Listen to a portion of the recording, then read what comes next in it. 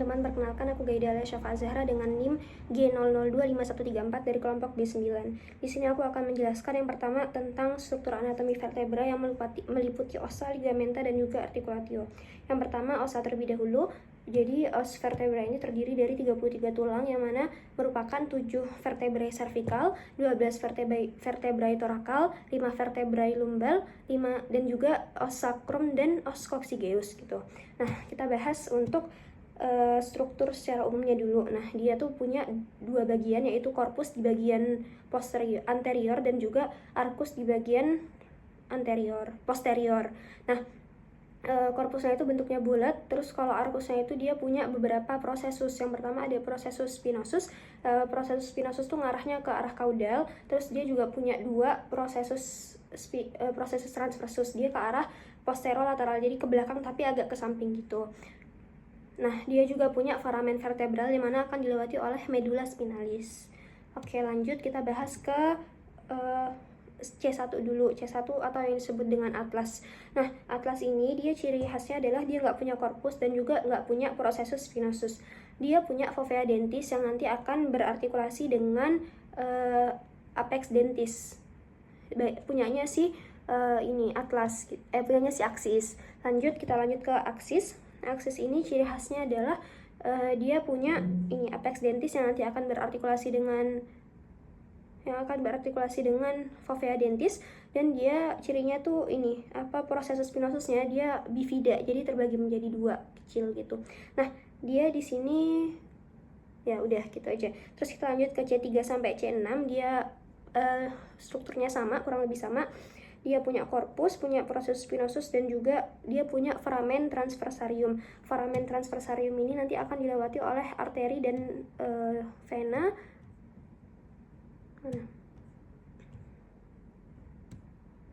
Arteri dan vena vertebralis. Lalu selanjutnya ke C7, dia prominent. Dia ciri khasnya adalah prosesus spinosusnya berbentuk bifida, terbelah menjadi dua kayak tadi yang si aksis. Nah, terus dia punya foramen transversariumnya. Nah, foramen transversariumnya si prominent ini paling besar, tapi dia cuma dilewati oleh vena vertebralis. Dia nggak dilewati oleh arteri vertebralis. Lalu lanjut kita ke torakal. Torakal 1 sampai 11 ini dia bentuknya sama. Dia ciri khasnya dia ini yang dilekati oleh costae. Jadi dia punya articulatio capitis costae yang akan dilekati oleh caput costae dan juga articulatio costotransversaria yang tempat bersendi dengan tuberculum costae gitu. Nah, terus ya gitu. Nah, yang paling beda di sini tuh adalah di torakal ke-12. Torakal 12 itu di bagian prosesus spinosusnya dia terbagi menjadi tiga tonjolan, yaitu prosesus mamillaris, prosesus accessorius, dan juga tuberculum lateralis. Semakin ke bawah, korpusnya itu semakin besar. Lalu lanjut lagi ke vertebrae lumbal. Nah, ini vertebrae lumbal 1 sampai 5 bentuknya sama. Nah, dia itu cirinya dia nggak punya foramen transversarium. Terus bentuk foramen vertebrainya itu kayak segitiga, lebih segitiga daripada bulat gitu. Sudah. Lalu selanjutnya kita lanjut ke bagian vertebrae sacralis. Yang pertama adalah os sacrum dari bagian depan atau dari facies pelvina dari anterior. Dia punya foramina sacralia anterior. Nah, itu merupakan derivat dari foramen intervertebral. Nah, dia itu akan dilewati oleh anterior nervus sacralis dan arteri sacralis lateralis. Dia juga punya linea transversae, itu merupakan derivat dari discus intervertebralis. Dia juga punya promontorium yang kayak bagian lengkungannya ini. Nah, lanjut dari bagian dorsalis atau dari bagian posterior. Nah, dia punya crista sacralis mediana yang di bagian tengah itu merupakan derivat dari prosesus spinosus. Dia juga punya crista sacralis lateralis yang merupakan derivat dari prosesus transversarium. Prosesus transversus. Terus dia ada foramina sacralia posteriora. Ini sama aja, kalau dari bagian depan namanya foramina sacralia anteriora gitu. Udah, lanjut dari os coccygeae, vertebrae coccygeae. Nah, kalau coccygeae ini awalnya terbentuk dari 4 tulang, yaitu bisa dilihat 1, 2, 3, 4. Oke, lanjut ke B, kita akan bahas tentang ligamentanya. ligamenta. Yang pertama adalah ligamentum longitudinal anterius dan posterius. Ligamentum yang pertama yang anterius dulu itu tepatnya ada di bagian anterior dari os vertebrae, yaitu menjaga, jadi dia dari posterior sampai ke lateral gitu, menjaga biar nggak hyperekstensi. Lalu di bagian posteriornya itu ada ini ligamentum longitudinal posterior, itu di belakangnya si corpus vertebrae, di ini foramen vertebralnya gitu. Lalu selanjutnya ada ligamentum interspinosum. Ligamentum interspinosum ini dia yang menghubungkan antara dua processus spinosus yang saling berdekatan, dan juga ada ligamentum flavum menghubungkan antara lamina vertebrae yang berdekatan, jadi atas sama bawahnya kayak gitu. Lalu selanjutnya ada ligamentum supraspinal dan ligamentum nuchae. Ligamentum supraspinal ini adalah yang menghubungkan dari ujung-ujung processus spinosus, tapi ini tuh dari vertebrae cervical yang ke-7 sampai ke sacrum. Nah, di atasnya VC yang ke-7 itu nanti dia jadi satu, jadi ligamentum nuchae gitu. Lalu lanjut kita ke articulationya. Ya.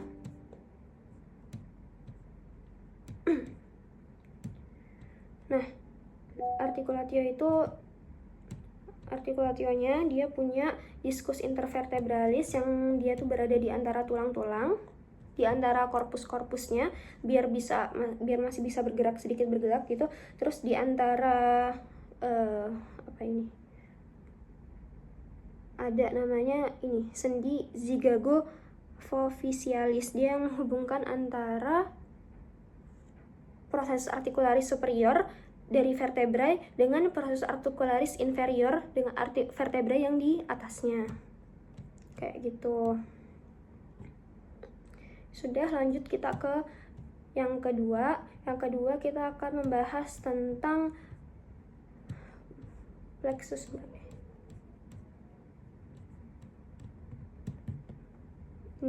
brachialis. Oke, jadi plexus brachialis itu adalah inervasi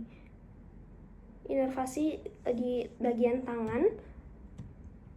Nah, dia tuh awalnya tuh ada 5 ada 5 akar yang keluar dari C5 sampai ke T1, C5, C6, C7, C8, dan T1. Kok bisa ada C8 padahal kan vertebrae cervical itu cuma ada 7. Jadi itu ada ke-8 karena C5 itu dihitung dari atasnya C5. Nah, tapi di C7 ini dia punya 2 di atas sama di bawahnya. Jadi ada sampai C8, terus di bawahnya lagi ada T1 kayak gitu. Nah, awalnya dia punya 5 cabang. 5 cabang ini nantinya akan menjadi satu, gimana sih? Dia bertemu dan menjadi trunks. Trunks itu ada 3, ada yang superior yang merupakan penggabungan dari akar yang di C5 dan C6, terus ada medial yang merupakan lanjutan dari C7, terus ada inferior yang merupakan penggabungan dari C8 dan juga T1. Nah, nanti 3 trunks ini dia tuh akan berpisah lagi menjadi divisi-divisi. Setiap trunks, setiap cabang itu punya superior dan juga punya anterior dan juga posterior. Nah, nanti setelah itu mereka akan menyatu lagi menjadi cords atau dia akan menyatu menjadi cords atau fasciculus.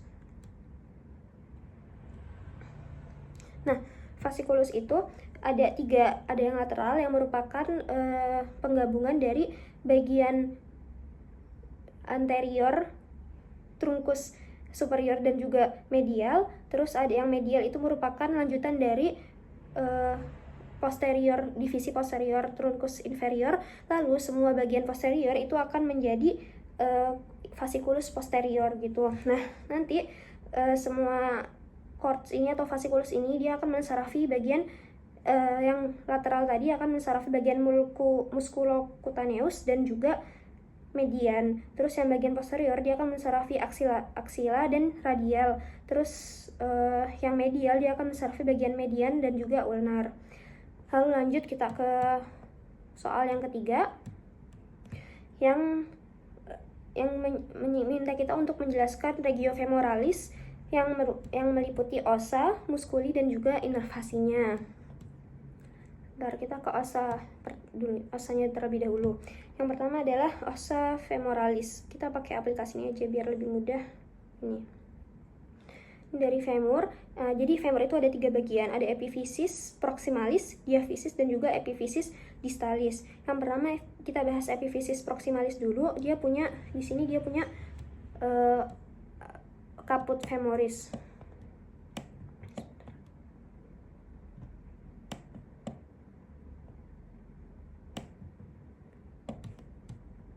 Ya, yang pertama dia punya caput femoris yang ini. Nah, di caput femoris ini ada namanya fovea capitis femoris yang ini. Ada lingkaran ini. Fovea capitis femoris ini nanti dia tempatnya ligamentum capitis femoris. Lalu dia ada column femoris di bagian lehernya ini. Nah, dia yang akan menghubungkan bagian kaput dengan corpus femornya.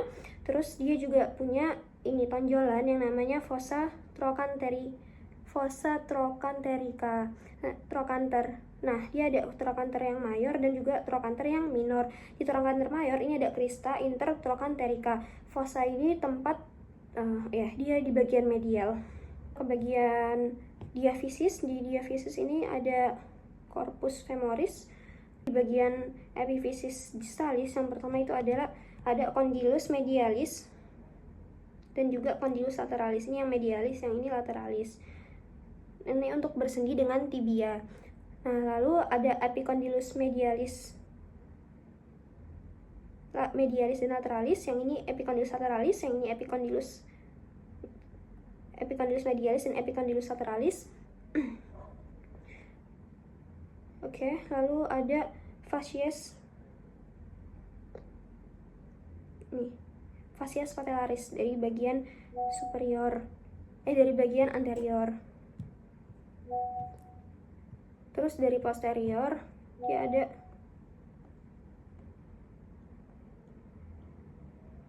ini fossa intercondylaris, tempat perekatan ligamentum cruciatum. Lalu selanjutnya kita kembali lagi ke sini, kita bahas muskulinya. Nah, untuk muskuli kita dari bagian anterior terlebih dahulu. Kita bahas dari sini yang bagian kanan, gambar kanan ada iliacus dan ada psoas mayor. Nah, iliacus dan psoas mayor ini biasanya dianggap jadi satu kesatuan yang disebut muskuli iliopsoas. Lalu karena ada yang mayor berarti ada yang minornya juga, ini yang nomor 14. Lalu kita lanjut ke nomor 16, yaitu ada muskuli pectineus. Nomor 17-nya adduktor bagian brevis, lalu adduktor longus, adduktor magnus, dan juga gracilis di nomor 20. Nah, lanjut ke bagian bawahnya lagi ada vastus lateralis, dan rectus femoris. Nah, rectus femoris ini di bawahnya itu ada musculus vastus intermedial, tapi nggak kelihatan karena ketutupan rectus femorisnya ini. Di sampingnya lagi ada vastus medialis dan ada sartorius. Lalu kita ke gambar yang kiri, dari bagian posterior kita langsung ke nomor 3 aja, tensor fascia latae. Terus kita lanjut ke nomor 9 ya. Langsung ke nomor 9. Ini ada semimembranosus dan ada semitendinosus dan juga ada biceps femoris. Nah, biceps femoris ini ada caput longum dan caput brevis. Tapi caput yang terlihat di sini tuh caput longumnya, caput brevisnya tuh ada di bawahnya jadi nggak kelihatan. Oke, kita lanjut ke selanjutnya, itu ada inervasinya. Nah, kalau inervasinya di bagian regio femoris ini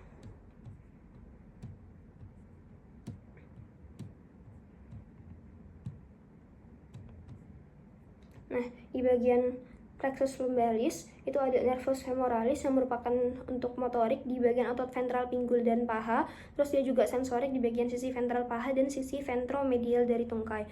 Terus juga ada nervus obturatorius yang untuk adduktor dan juga sensorik di sisi medial paha. Lalu ada plexus sacralis yang penting di sini ada nervus ischiadicus, dia untuk motorik otot-otot hamstring. Nah, terus ada nervus glutei superior dan juga inferior, dia juga untuk motorik di regio glutealis yang mewakili otot-otot extensor. rotator dan abduktor pangkal paha. Terus ada nervus pudendus yang merupakan motorik di regio perinealis. Oke, gitu dari aku. Terima kasih.